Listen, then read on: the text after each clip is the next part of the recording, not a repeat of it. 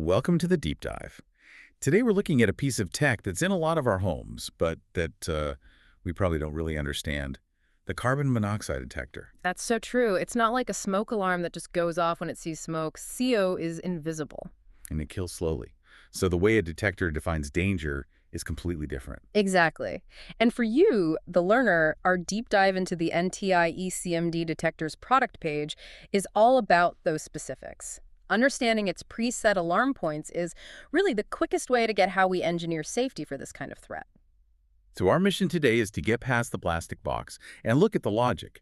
How does this thing decide when to scream for help using this careful balance of time and concentration? Okay, so the specific device is the NTI ECMD. It's an example of continuous air monitoring. Which is the key phrase right there, continuous. It's a bit of an investment, runs you about $290. But, the price isn't the story. It's what it's doing every single second. Right. And that's because CO poisoning isn't an instant thing. It's not a simple is it here or not test. It's a cumulative poison.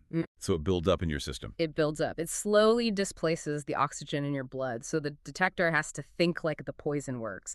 It's built around what's called a time-weighted average. It's not taking a snapshot. No, it's constantly doing the math. It's asking, what's the concentration and how long have you been breathing it? That sounds way more complicated and a lot scarier.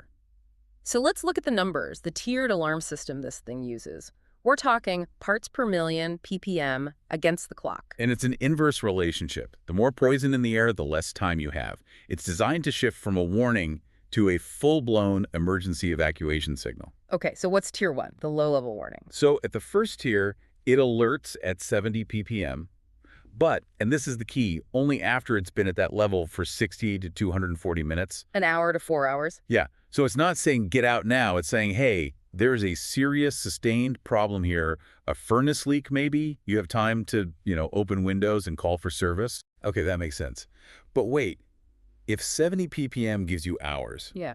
what happens if we double that to, say, 150 ppm? Does the time just get cut in half? You'd think so, but no, the time just collapses. It's not a linear scale at all. At 150 ppm, the alarm window shrinks to just 10 to 50 minutes. Wow, from hours to minutes. We've gone from a chronic problem to an acute threat, and then you get to the highest level, the real danger zone. Which is? 4 ppm. And the time on that must be tiny. It's razor thin, just 4 to 15 minutes. That is basically instant. It's making a life or death call for you. It has to. The engineering gets that at 4 ppm, by the time you feel dizzy or confused, your physical clock has almost run out. You might not be able to save yourself. So the detector isn't just a sensor. It's an active risk assessment tool based on human biology.